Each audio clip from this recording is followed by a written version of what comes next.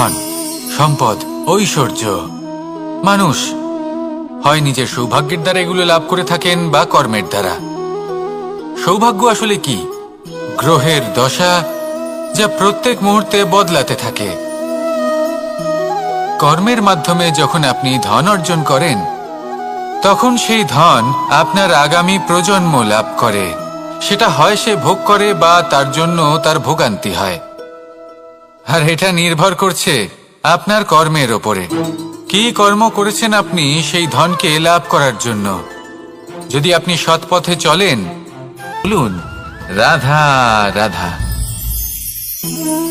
জীবনে ক্ষমা চাওয়া তাও কিছুটা সহজ, ক্ষমা করতে পারা অত্যন্ত কঠিন। ক্ষমা 2 অক্ষরের এই শব্দ হতে পারে, কিন্তু অত্যন্ত বড় এই শব্দ, অত্যন্ত গুরুত্বপূর্ণ এই শব্দ। কখনো কখনো অন্য কাউকে ক্ষমা করে দেওয়া তাও কিছুটা সহজ কাজ, কিন্তু নিজেকে ক্ষমা করতে পারা অত্যন্ত কঠিন হয়ে দাঁড়ায়। অতীতে যদি আমাদের এমন কোনো ভুল হয় যে কারণে আমরা নিজেকে ক্ষমা করতে পারি না, অনেক সময় এমন কিছু ভুল করে বসি যে বিষয় শুধু আমরাই জানি, কিন্তু আমরা নিজেকে ক্ষমাই করতে পারি না। আর আমাদের বিকাশ সেখানেই স্তব্ধ হয়ে যায়।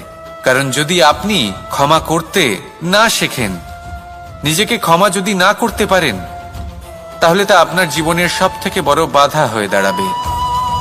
সেই জন্য জীবনে অবশ্যই শিখুন যে কিভাবে নিজেকে ক্ষমা করতে হয়, আর শিখুন যে আগের করা ভুল আবার কি করে না করা যেতে পারে। এই মন হালকা হবে আর প্রসন্ন হয়ে বলবে রাধা রাধা। এই সংসারে যখনই কোনো সমস্যা আসে, তখন আমরা আমাদের সব থেকে বড় সম্বলের কাছে আশ্রয় খুঁজি, তা হলো আমাদের বিশ্বাস। এবার প্রশ্ন হলো এটাই যে এই বিশ্বাস কার উপর করা যেতে পারে? পরিবারের উপর, বন্ধুর উপর, নাকি তাদের উপর বিশ্বাস করা উচিত যাদেরকে আমরা কখনো সঙ্গ দিয়েছি? দেখুন, এই সংসারে বিপদের সম্মুখীন হলে কে আপনাকে সাহায্য করবে সেটা নির্বাচন করা আপনার হাতে নেই। সেটা সেই সকল ব্যক্তির উপর নির্ভরশীল যে তারা আপনাকে সাহায্য করবে নাকি করবে না। অর্থাৎ যখনই কোনো বিপদ আসে, সর্বপ্রথম তার সম্মুখীন আমাদের নিজেকেই হতে হয়, আর তার জন্য প্রস্তুত থাকা প্রয়োজনীয়। সেই শক্তি, সেই সাহস অর্জন করা প্রয়োজনীয়। দেখুন, যখনই অন্ধকার আসে, তখন সবার আগে কে আপনাকে ত্যাগ করে চলে যায়? আপনার নিজেরই ছায়া। এই অন্ধকারের সম্মুখীন হতে হয় অন্তরের প্রদীপের দ্বারা, অন্তরের আত্মা দ্বারা। তবেই আপনি অন্ধকারের ওপর জয়লাভ করতে পারবেন। সেই জন্য যে বিপদই আসুক না কেন, নিজেকে তার জন্য প্রস্তুত রাখা উচিত। সেই সাহস নিয়ে আসুন। এমন কোনো বিপদ নেই যা আপনাকে ভেঙে দিতে পারে। আসুন আমার সাথে ভালোবেসে বলুন রাধা রাধা। মানুষ সবসময় চায় যে তার জীবনে যেন কখনো কোনো সমস্যাই না আসে। সে চায় তার জীবন যেন শুধুমাত্র শান্তি এবং সুখের দ্বারা পূর্ণ থাকে। কিন্তু এই চাহিদা অনুচিত কিছু নয়। আমরা সবাই এটাই চাই যে জীবনে সুখ থাক, শান্তি থাক। কিন্তু এই কথা সবসময় মনে রাখবেন, যে সূর্য উদিত হন সংসারকে প্রকাশমান করেন, দুপুরবেলায় সংসারকে রৌদ্র প্রদান করেন, সন্ধেবেলায় তাকেও অস্ত যেতে হয়। এবার আমাদের জীবন চক্র কিছুটা এরকমই। কোনো কিছুই চিরকাল একরকম থাকে না। কখনো এই নদীকে দেখুন যা বয়ে চলেছে। এই নদী যা বয়ে চলেছে তার পথেও অনেক বিপদ আসে। বড় বড় পাথরের সম্মুখীন হয়ে তাকেও আমার সাথে ভালোবেসে বলুন রাধা রাধা। আজ আমি আপনাকে একটা ছোট্ট কাহিনী শোনাবো। একবার আমি, রাধা আর দাদা, আমরা 3 জনে মিলে লুকিয়ে একটা উপবনে গেলাম আম পেড়ে খেতে। অনেক পরিশ্রম করে আমরা ওখানে পৌঁছলাম, আর আমরা আশ্চর্যচকিত হয়ে গেলাম এটা দেখে যে এবার তো আম পাকেইনি। এবার দাদা কি করলেন, একটা আম পাড়লেন আর সেটা চাখলেন, আর উনি নিরাশ হয়ে পড়লেন। উনি বললেন যে এটা তো খুবই টক। তারপর রাতে আমরা কিছু একটা শিক্ষা লাভ করতে পারি যা আমাদেরকে বিকাশের পথে নিয়ে যেতে পারে। এই শিক্ষা প্রত্যেক স্থানে আছে। সবকিছু আমাদের দৃষ্টিভঙ্গির উপর নির্ভর করছে। যখনই আমাদের জীবনে আমাদের সম্পর্কে কোনো সমস্যা, কোনো বিপদ, আসুন আর আমার সাথে ভালোবেসে বলুন রাধা রাধা। কখনো কোনো প্রজাপতিকে উড়তে দেখেছেন? কি সুন্দর উড়ে বেড়ায় সে, এক ফুল থেকে অন্য ফুলে, এক পাতা থেকে অন্য পাতার উপর। কিন্তু সে কিভাবে উড়তে শেখে কখনো ভেবেছেন? সে উড়তে শেখে শুধুমাত্র আকাশে উড়ে বেড়ায় তা নয়, আমাদের মনের মাঝে উড়ে বেড়ায়। এবার এই ডিম থেকে প্রজাপতি হয়ে ওঠার যে যাত্রা, এটা যতটা কঠিন ততটাই কঠিন হয় এই সংসারে শ্রেষ্ঠ কর্ম করা, ততটাই কঠিন হয় এই সংসারে। কি আশ্চর্য ব্যাপার, প্রত্যেকবার আমি কথা শেষ হওয়ার পরে রাধা রাধা বলি। এইবার আমি আগেই বলে দিলাম। কারণটা কি? কারণ হলো অত্যন্ত বিশেষ। প্রত্যেকবার কথা সমাপ্ত হবার পরে আপনাদের সবার মধ্যে ভালোবাসা বিতরণ করতে চাই, তাই রাধা রাধা বলি। কিন্তু এইবার এই নতুন এবং বিশেষ সূত্রপাতে প্রথমে প্রেম বিতরণ করা অত্যন্ত আবশ্যক। এবার একটা বিষয় আছে যা জানেন হয়তো সকলেই, কিন্তু বুঝতে খুব কম জন পারেন। এই প্রেম, এই আনন্দ, এই সকল কিছুর সূত্রপাত হয় নিঃস্বার্থ আবেগের দ্বারা। ঠিক যেমন একজন মাতাকেই দেখে নিন। যখনই একজন মাতা সন্তানকে জন্ম দেন, তখন এই সংসার ভুলে যায় যে তার জন্য এটা একটা নতুন জন্ম। কারণ একজন নারী তখন একজন মাতৃরূপে নতুন ভাবে জন্ম নেন। একজন নারী স্ত্রী ও গৃহবধূ রূপে কিছু সেই পর্বত যার একটা অংশ হলো তার সন্তান। কিন্তু মা হলেন সেই শিল্পী যিনি একটা পাথরকে খোদাই করে এমন এক মূর্তি গড়ে তোলেন যাকে সকলে পূজনীয় মনে করেন। তাহলে স্মরণ করুন সেই সকল মুহূর্ত যেগুলি আপনি নিজের মাতার সাথে অতিবাহিত করেছেন।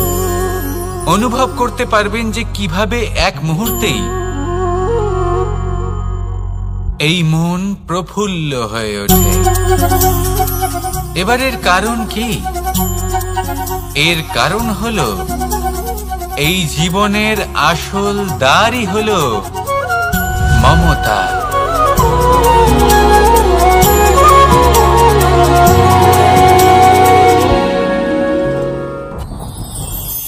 যত শক্তিশালী এই মন, তত শক্তিশালী এই শরীরও। এই যে আমাদের শরীর, এটা আসলে কি? এ হলো একটা রথের মতো। আর একটা রথ ততক্ষণ চলতে পারবে না যতক্ষণ না তাকে কোনো সারথি চালাবে। এই মন হলো শরীরের সারথি। এবার ভাবুন, যদি এই সারথি শক্তিহীন হয়, দুর্বল হয়, তাহলে এই রথের কি হবে? এটা উচিত পথে চলতে পারবে না, উচিত গতিতে চলতে পারবে না, মন মতো স্থানে এটা পৌঁছতেও পারবে না।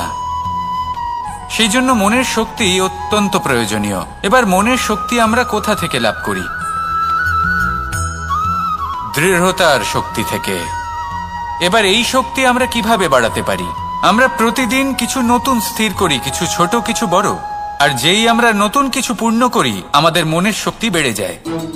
আর যদি পূর্ণ না করতে পারি, মনের শক্তি কমে যায়। একটা দেওয়ালের মতো ছোট ছোট ছোট ছোট শিলা আমরা একটার পর একটা স্থাপন করে একটা দেওয়াল তৈরি করি। এতগুলো পাথর যখন একত্রিত হয়ে যায়, তখন এমন এক দেওয়াল তৈরি হয় যাকে ভাঙা প্রায় অসম্ভব হয়ে দাঁড়ায়। সেরকমই হয় মন এবং দৃঢ়তা। ছোট ছোট কাজ করে নিজের লক্ষ্য পূর্ণ করুন। এই লক্ষ্য যদি পূর্ণ হয়, তবে মনের শক্তি বাড়বে। কিছুটা এইভাবে যে যত বড়ই বিপদ আসুক না কেন, সেই বিপদ নিজে হার মেনে নেবে, কিন্তু আপনার মন ততটাই শক্তিশালী থাকবে। তাই মনের শক্তি বাড়াতে থাকুন, যাতে আপনি উচিত পথে চলতে পারেন, উচিত গতিতে চলেন আর মনোবাঞ্ছিত স্থানে পৌঁছতে পারেন। তবেই এই মন প্রসন্ন হয়ে বলবে, রাধা রাধা। আমি রাধাকে ভালোবাসি, আর এই কথাটা সমগ্র সংসার জানে। আর সময় অন্তরে লীলার দ্বারা, বিভিন্ন ঘটনা দ্বারা, কর্মের দ্বারা আমি নিজের এই ভালোবাসা রাধার সামনে প্রকাশ করি। এবার আপনি বলবেন, এসবের কি প্রয়োজন? রাধা কি এই কথা জানে না যে কৃষ্ণ তাকে কতটা ভালোবাসে? অবশ্যই জানে, কিন্তু এই যে ভালোবাসা, তা মনে রেখে দেওয়ার জন্য নয়, তা প্রকাশ করার জন্য। আর বারংবার এই ভালোবাসাকে প্রকাশ করা উচিত, উচিত সময় এবং উচিত সুযোগ দেখে। কিরকম? এবার যদি আপনি প্রেমীর সাথে কোনো উৎসবে থাকেন, তাহলে তার সাথে নৃত্য সঙ্গীত করুন। যদি ভিড়ের মাঝে থাকেন, তখন প্রেমীকে সম্মান করুন, একান্তে প্রসাধন করুন। দুঃখের সময় তার হাত ধরে থাকুন, সুখের সময় আলিঙ্গন করে রাখুন। এই প্রেম যত প্রকাশ করবেন, ততই এই প্রেমের বৃদ্ধি হবে। এই প্রেম আরো বেশি গভীর হবে, অটুট হবে। তাই এই প্রেমকে মনে নয়, আপনার জীবনে স্থান দিন। মন খুলে প্রকাশ করুন আর আমার সাথে ভালোবেসে বলুন, রাধা রাধা।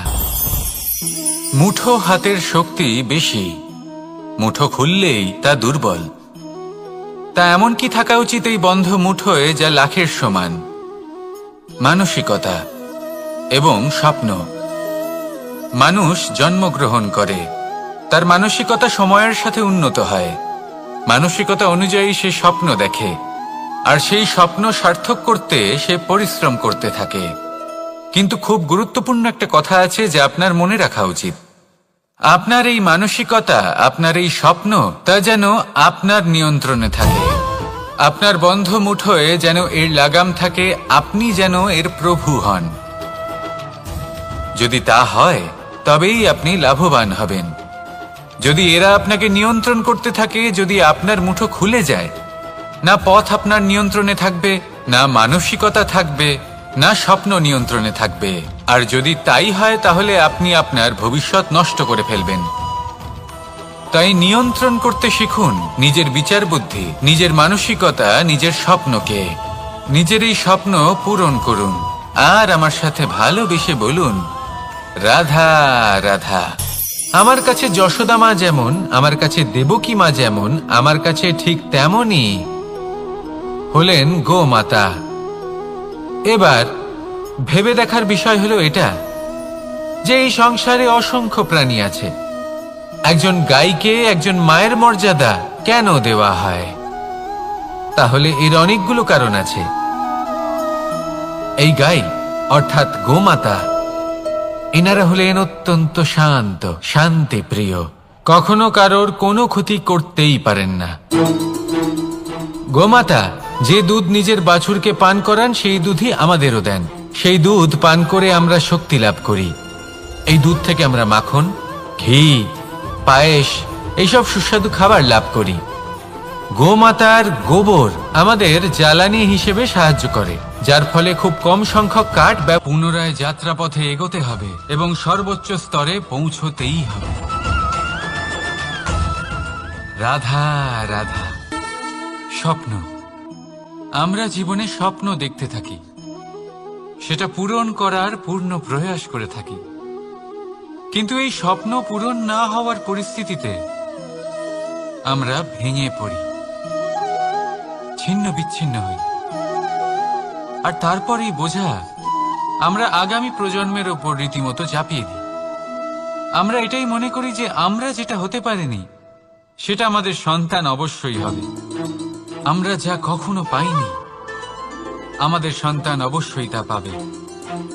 এটা যে অনুচিত, সেটা আমরা ভাবি না, কিন্তু এটা ভুল। আর এই ভুল আমরা সকলেই করে থাকি। সন্তান প্রকৃতি আর পরমাত্মার আশীর্বাদ। ওদের ভেতরে তাদের নিজের একটা অস্তিত্ব লুকিয়ে। কেউ বলবে কালকিউটের বিষ, কিন্তু না, এই সমস্ত রকম বিষ সেই বিষের সামনে টিকতে পারবে না, যাকে আমরা বলে থাকি কানের মধ্যে ঢালা বিষ। শুনতে অত্যন্ত মিষ্টি, কিন্তু তিক্ততায় অত্যন্ত বিষাক্ত। পেটের মধ্যে যাওয়া এই বিষ শুধুমাত্র একটি মায়ের সমস্ত বিষের প্রভাব। রাধা রাধা। জীবন, আমাদের এই জীবন, সুখ আর দুঃখ, এই দুইয়ের মিশ্রণ। এদের সংমিশ্রণই জীবনের ভারসাম্য বজায় রাখে। এখন এই সুখ সুখ এমন এক বস্তু যাকে সবাই খুঁজে চলেছে। দুঃখ এমন এক অনুভূতি যা সবার কাছে আছে। আমাদের প্রত্যেকের জীবনে সুখ আর দুঃখ আসতে থাকবে আর যেতেও থাকবে। এটা অবশ্যই জীবনে থাকবে, কিন্তু সফলতা এটা সবার জীবনে আসে না। কেন? কারণ এই সফলতা সুখ আর দুঃখের দ্বারা প্রাপ্ত হয় না। সফলতা প্রাপ্ত হয় নিজের উপরে বিশ্বাস করতে থাকলে। আকাশের ওই সূর্যকে দেখুন, সূর্যের বিশ্বাস আছে নিজের উপর যে সে সমস্ত জগৎকে আলোকিত করতে পারবে। নিজের প্রথম রশ্মি রাধা রাধা। চাঁদ কত শ্রেয়, শুভ্র, কত সুন্দর, কিন্তু যদি আপনি মনোযোগ সহকারে দেখেন তাহলে দেখবেন এই চাঁদেও দাগ আছে। আর এই দাগগুলি থাকার কারণে কি এই চাঁদের মাহাত্ম্য কখনো কমে যায়? কখনো নয়। এর কারণ হলো চাঁদের নিরন্তর চেষ্টা। একবার এই আকাশে দেখুন, এই অন্ধকার সবসময় চেষ্টা। এই ভিন্নতাকে আশীর্বাদ ভেবে চলুন, এতে কোনো খারাপ নেই। রাধা রাধা। দাদা আমাকে বহুবার জিজ্ঞেস করেন যে কানাই, তুমি রাধার সাথে এই সংসারকে প্রেম শেখাতে এসেছ, তাহলে কেন তুমি রাধাকে এত বিরক্ত করো? কেন ও তোমাকে বিরক্ত করে? কেন এই ঝগড়াঝাটি হয়? কেন এই টানাপোড়েন চলে? এবার এটার উত্তর আমি কিছুটা এইভাবে দিতে চাই। পিঁপড়ে সেই বাড়িতেই প্রবেশ করে যেখানে মধু উপস্থিত আছে। যদি আপনার বাড়িতে মধু থাকে, কোনো মিষ্টি জিনিস থাকে, মিষ্টত্ব থাকে, তাহলে পিঁপড়ে সেখানে অবশ্যই প্রবেশ করবে। ঠিক এই রকমই হয় আমাদের সম্পর্ক। এর মধ্যে রাধা রাধা। এই পুস্তক বড়ই কাজের জিনিস। কাহিনী হোক, কবিতা হোক, স্মৃতি থাকে, সুন্দর হয়ে ওঠে। এই পুস্তকের মতোই হয় আমাদের সম্পর্ক। তার সেই এক পাতা, একটা ভুল। তাই যে কোনো সম্পর্কে যদি কারোর কোনো ভুল হয়ে গিয়ে থাকে, তাহলে সেই ভুলকে সম্পর্ক থেকে দূরে করা সঠিক হবে। সেই ভুলকে ভুলে যাওয়াই সঠিক হবে। সেই সম্পর্ক ভাঙা নয়, সেই সম্পর্ক সামলে রাখুন। কারণ ভুল তো সবার দ্বারা হয়। যদি এরকম করেন তবেই জীবনরূপী পুস্তক আরো সুন্দর হয়ে উঠবে। একে অপরকে ক্ষমা করতে শিখুন, একে অপরের ভুলকে ভুলে যেতে শিখুন। তারপর দেখবেন এই জীবনে আরো আনন্দ আসবে, আর এই সম্পর্ক নিঃশ্বাস নিতে থাকবে। রাধা রাধা।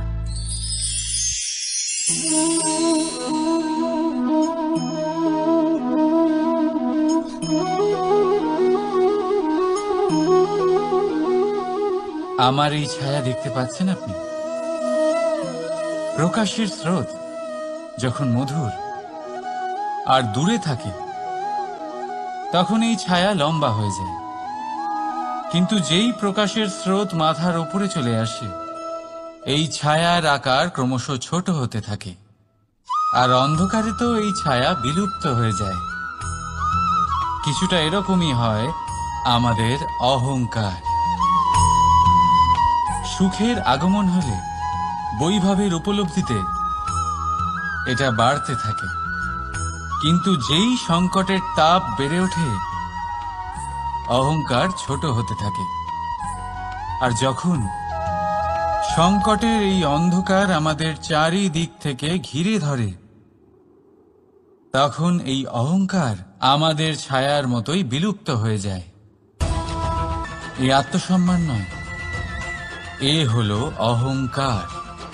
আর অহংকার আর কিছুই নয়, শুধু পতনের দিকে প্রথম পদক্ষেপ। আর এই জীবনে পতনের দিকে নয়, প্রেমের দিকে এগিয়ে যান।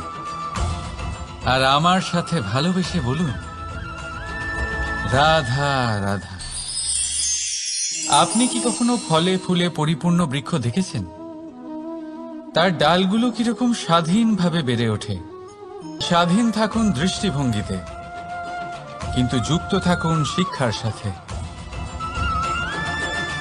রাধা রাধা। সমাজ, আমরা এই সমাজে বাস করি আর বহুবার একটা গুরুত্বপূর্ণ কথা ভুলে যাই।